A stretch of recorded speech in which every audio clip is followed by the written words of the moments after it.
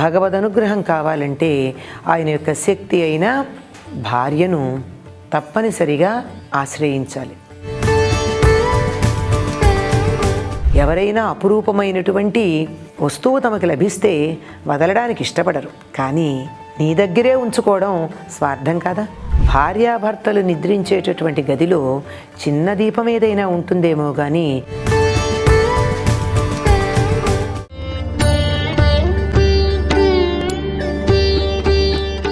భక్తివన్ ప్రేక్షకులకు నమస్కారం. జీవిత ప్రయాణం నా అన్నవాళ్ళు చాలామంది ఉన్నారు అని మనం అనుకుంటాం, కానీ వాళ్ళు ఎంతవరకు వస్తారు? ఇక నాది అనే భావనతో ఈ వస్తువులు నావి, లేకపోతే ఆ హోదా నాది, ఈ స్థాయి నాది, ఈ విద్య నాది అని అనుకుంటాం. అవి మాత్రం ఎంతవరకు వస్తాయి? శరీరం ఉన్నంత వరకే. మరి ఈ శరీరం వెళ్ళిపోతుంది, కాలిపోతుంది, పతనం అయిపోతుంది అని తెలిసి కూడా కేవలం ఇటువంటి భావాలతోనే మనం మనుషులం ముందుకు వెళ్ళిపోతూ ఉంటాం. కానీ ఈ ప్రయాణంలో పక్కనే భగవంతుడు ఉంటే మన ఆత్మ దానికి సంరక్షణ కుదురుతుందిగా. అప్పుడు ఈ ప్రయాణంలో నా వాళ్ళు అనేటప్పటికీ వాళ్ళు వస్తూ ఉంటారు, విడిపోతూ ఉంటారు, కానీ పక్కనే ఉన్న భగవంతుడు మాత్రం మనల్ని విడిచిపెట్టడు. అలా పక్కనే భగవంతుడిని మనం చేర్చుకోవాలి అంటే, ఆ సాన్నిధ్యం మనకి కావాలి అంటే ఖచ్చితంగా గోదాదేవి ఏం చెప్తోందో పాసురాల ద్వారా మనకు అర్థం కావాలి. అటువంటి తిరుప్పావైలో 19వ పాసురం గురించి ఇప్పుడు తెలుసుకుందాం. குத்து விளக்கெரிய கோட்டுக்கால் கட்டில் மேல் மெத்தன்ன பஞ்சசயனத்தின் மேலேறி கொத்தலர் பூங்குழல் நப்பெண்ணை கொங்கை மேல் வைத்து கிடந்த மலர் மார்பா வாய் திறவாய் மைத்தடங்கண்ணினாய் நீ உன் மணாளனை எத்தனை போதும் துயிலழவட்டாயிகான் எத்தனை ஏலும் பிரிவாத்தகில்லாயால் తత్వమండ్రు తగవేలోరెంబావాయ్.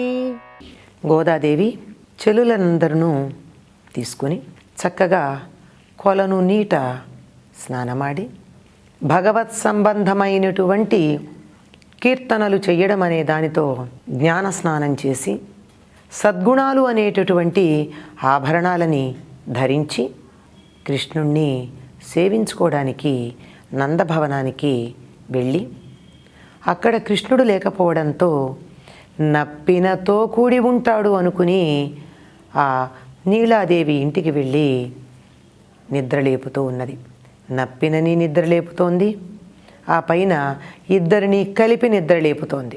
అంటే నిన్న జరిగిపోయినటువంటి 18వ నాడు చెప్పినటువంటి పాసురంలో నప్పినని మాత్రమే ఆవిడ నిద్రలేపింది. ఆవిడ అనుగ్రహం ఉంటే మాత్రమే భగవంతుడు మనని అనుగ్రహించటం జరుగుతుంది. ఎప్పుడైనా భగవద్ అనుగ్రహం కావాలంటే ఆయన యొక్క శక్తి అయిన భార్యను తప్పనిసరిగా ఆశ్రయించాలి. ఆ ఆశ్రయించిన తరువాత ఆ ఆశ్రయాన్ని ఆధారం చేసుకుని ఇద్దరిని కలిపి తమను అనుగ్రహించమని ప్రార్థన చేయాలి. ఇక్కడ అలాగే చెప్తోంది.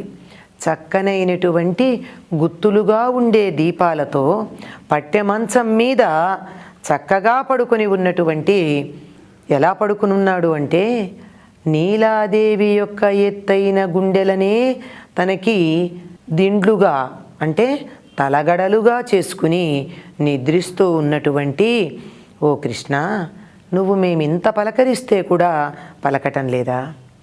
నల్లని కాటుకతో కూడుకున్నటువంటి కాటుక కన్నులు కలిగిన నీలాదేవి ఒక్క క్షణం కూడా నువ్వు నీ స్వామిని వదిలిపెట్టవా? ఆయన ఎడబాటును నువ్వు సహించలేకుండా ఉన్నావా? మేమింతమందిమి వచ్చి ఇక్కడ ఇలా ప్రార్థన చేస్తూ ఉంటే నీవు నీ పతిని వదిలిపెట్టలేను అనేటటువంటి ఒక్క కారణంగా ఆయన అనుగ్రహం మా మీద పడకుండా ఆపుతున్నావే, అది నీ స్వభావానికి నీ స్వరూపానికి తగదమ్మా. అంటే ఆకార సదృశి రూపం. ఆకార సదృశి అంటే ఆకారం ఎట్లా ఉంటుందో అది లోపల ఉన్నటువంటి స్వభావాన్ని మనకి తెలియజెప్తూ ఉంటుంది. నీ రూపం పరమమైన కారుణికత్వంతో కూడుకున్నటువంటిది. అంత కారుణికమైన రూపం కలిగిన నువ్వు ఇంత కఠినంగా ఎట్లా ఉంటావమ్మా? తప్పకుండా తలుపు తెరవవలసినది అని ప్రార్థన చేస్తున్నారు. ఈ ప్రార్థనలో వారు చెప్తున్నది ఏమిటంటే, గుత్తుల దీపాలు ఉన్న గదిలో పట్టెమంచం మీద పంచశయనంతో నిద్రిస్తున్నట్టిద్దరు. నిజానికి భార్యాభర్తలు నిద్రించేటటువంటి గదిలో చిన్న దీపం ఏదైనా ఉంటుందేమో కానీ గుత్తులు గుత్తులుగా అందరికీ కనపడేటటువంటి దీపాల యొక్క కూటమిని ఎందుకుంటారు అక్కడ అంటే వారి మధ్య ఉండినటువంటి బంధం రహస్యమైనటువంటిది కాదు. అందరూ చూచి ఆనందించదగినటువంటి, లోకాలన్నింటికీ కూడా మేలు కలిగించేటటువంటి ఆదర్శప్రాయమైన జీవాత్మ పరమాత్మల సంబంధమైన బంధమే తప్ప మరొక్కటి కాదు అని చెప్పడానికి గుత్తి దీపాలు అన్నారు. ఈ గుత్తి దీపాలు కూడా తమిళనాడు ప్రాంతంలో తప్పనిసరిగా దేవాలయాల్లో ఉండేవన్నీ కూడా 5 ఒత్తులు కలిపినటువంటివి ఉంటాయి. ఈ 5 కూడా పంచప్రాణాలకి సంకేతం. ఎవరైతే తమ పంచప్రాణాలని అంటే ఒక జీవాత్మ తన పంచప్రాణాలని భగవంతునికి అర్పించుకుంటుందో అప్పుడు మాత్రమే భగవంతునిలో ఐక్యమవ్వడం, ఆయన అనుగ్రహం పొందడం జరుగుతుంది. అటువంటి వారి దగ్గరకే వచ్చి ఆయన ఆశ్రయిస్తాడు. శ్రీ అనే పదానికి ఆశ్రయించేది, ఆశ్రయింపబడేది అని 2 అర్థాలు ఉన్నాయి కదా. కనుక వచ్చి ఆ గుండెల మీద ఆయన చేరుకుంటాడు. అది పెద్ద పట్టెమంచం 5 రకాలైనటువంటి సౌఖ్యాలు కలిగింది. ఒక పక్కకు 5 సౌఖ్యాలు ఉంటాయిట. ఎత్తుగా ఉండాలి, విశాలంగా ఉండాలి, మెత్తగా ఉండాలి, పరిమళాలు కలిగి ఉండాలి. ఇవన్నీ గనక లేకపోయినట్టయితే ఆ పక్కకి సౌఖ్యం ఉండదు. కనుక ఈ 5 రకాలైన సౌఖ్యాలు కలిగినటువంటి మంచం మీద గుత్తి దీపాలు వెలుగుతూ ఉండగా మీ ఇద్దరూ ఎంత హాయిగా నిద్రపోతున్నారమ్మా. సూర్యోదయం కాబోతూ ఉన్నదే, ఈ పాటికి లేవాలే. ప్రతి జీవిలో ఉన్నటువంటి జీవ ప్రజ్ఞ మేల్కుంటూ ఉన్నదే, లేచి తలుపు తెరవవలసి ఉంది.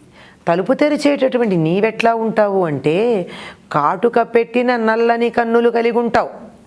ఇది నిన్ను చూచి మాకు ఆదర్శమని చెప్పుకుంటామా, అసూయ అని చెప్పుకుంటామా? ఈ కళ్ళు ఎందుకు నల్లగా ఉన్నాయి?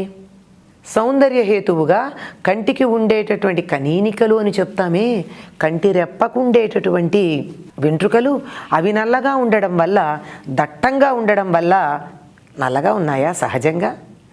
లేదు. అలా ఉన్నా కానీ మేము అట్లా అనుకోవడం లేదు. మేమేమనుకుంటున్నామంటే నీ కన్ను నల్లగా ఉండడానికి నువ్వు కాటుక పెట్టుకుని ఉంటావు అనుకుంటున్నాం. ఎందుకు మాకు నీ కంటికున్న కాటుక కనపడుతోంది? మేము పెట్టుకోము అని మా వ్రత నియమం పెట్టుకున్నాం కదా. కృష్ణుణ్ణి దర్శించే వరకు, కృష్ణుడు మమ్మల్ని స్వీకరించే వరకు, కృష్ణుణ్ణి చూచేటప్పుడు ఆ నల్లని కాటుక పొర కూడా నల్లనయ్యని చూడ్డానికి అడ్డంగా ఉంటుందేమో అని కాటుక పెట్టుకోము అని ఒక నియమం పెట్టుకున్నామే. మేం కూడా ఎప్పుడు కాటుక పెట్టుకుంటాం? కృష్ణుడితో మాకు సాంగత్యం, సాన్నిహిత్యం లభించినప్పుడు. నీకు లభించింది గనక నువ్వు కాటుక పెట్టుకున్నావు. అందువల్ల నీలో మాకు కనపడినటువంటి 2వ ప్రధానమైన అంశం ఏమిటంటే కాటుక కన్నులు. మొదటిదేమో పూలతో కూడిన జడ, 2వది కాటుకతో ఉన్నటువంటి కన్నులు. అటువంటి నువ్వు కృష్ణ సాన్నిహిత్యాన్ని ఒక్క క్షణం కూడా వదలలేకుండా ఉన్నావా? కృష్ణుడితో ఎడబాటును సహించలేకుండా ఉన్నావా? నిజమేనమ్మా, ఎవరైనా అపురూపమైనటువంటి వస్తువు తమకు లభిస్తే వదలడానికి ఇష్టపడరు. కానీ నీ దగ్గరే ఉంచుకోవడం స్వార్థం కాదా? నీవు కరుణామృతము హృదయం నిండా నింపుకున్నటువంటి దానివే. మేమొచ్చి ప్రార్థన చేస్తూ ఉంటే ఇంతసేపు తలుపు తీయలేదంటే నీవు కరుణామయివే అన్నమాట సరిపోతుందా? నీ స్వభావానికి ఇది సరిపోదు గనక త్వరగా తలుపు తీయమ్మా. నువ్వు తలుపు తీస్తే నువ్వు లేచినందువల్ల కృష్ణుడు లేస్తాడు. కృష్ణుడు లేచినందువల్ల ఆయన మమ్మల్ని చూసి, అవును కదా, మీకు ఇంతకుముందు అప్పుడే 2 రోజులు గడిచిపోయినాయి, నిన్న అని చెప్పడానికి లేదు, మొన్న పరా అనేటటువంటి వాయిద్యాన్ని ఇస్తానని అన్నాను కదా, రండి, శుచిగా వచ్చారా, వాయిద్యాన్ని ఇస్తాను అంటాడు. అందువల్ల నీవు తలుపు తెరవలసింది. అప్పుడు మాత్రమే మేము స్వామిని చూడడానికి, కీర్తించటానికి, ఫలశ్రుతిని పొందడానికి మాకు అవకాశం లభిస్తుంది అని చెప్పి నీలాదేవిని నప్పినని వీరందరూ కీర్తిస్తూ ఉన్నారు. ఆ ఇద్దరూ కలిసి ఉన్నటువంటి అద్భుతమైన దృశ్యం. ఇంతకు ముందు ఉన్నటువంటి పాసురంలోనే ఆ పాసురాన్ని చాలా ప్రధానంగా చెప్పుకుంటారు. భగవద్రామానుజులకి అది చాలా ఇష్టమైనదిట. ఎందుకంటే ఆ పాసురాన్ని ఆయన అనుసంధానం చేసుకుంటూ వెడుతూ ఉంటే ఒక ఇంటి ముందు నిలిచినప్పుడు ఆ ఇంటి ఇల్లాలు తలుపు తెరిచి వారికి భిక్ష వేయడానికి వచ్చిందిట. ఈయన అక్కడికక్కడ తన్మయ స్థితిలో ఒళ్ళు తెలియక కింద పడిపోయారట. కారణం ఏమిటంటే తలుపు తీయమని చెప్పినటువంటి నప్పినని గోద ప్రార్థిస్తూ ఉన్నప్పుడు ఒక స్త్రీ తలుపు తెరిచి వచ్చింది గనక ఆ నీలాదేవే తనని అనుగ్రహించిన అనుభూతి కలిగిందిట. ఇది ఆయనకి చాలా 18వ పాసురం భగవద్ రామానుజులకి చాలా ఇష్టమైనది అని చెప్తారు. ఆయన్ని తిరుప్పావైజీయరు అంటారు. తనని తాను గోదాదేవికి సోదరుడుగా వారు చెప్పుకోవడం జరిగింది. అటువంటి నీలాదేవితో కూడుకున్న శ్రీకృష్ణుణ్ణి 19వ నాడు 19వ పాసురంలో ఇద్దరిని కలిపి నిద్రలేపుతూ ఉన్నది గోదాదేవి. నీళాతుంగస్తనగిరితటి సుప్తముద్బోధ్య కృష్ణం పారాధ్యం స్వం శృతిశతశిరసిద్ధమధ్యాపయంతి స్వోచ్ఛిష్టాయాం సృజనిగళితం యా బలాత్కృత్య భుంక్తే గోదా తస్యై నమ ఇదమిదం భూయ ఏవాస్తు భూయః. స్వస్తి.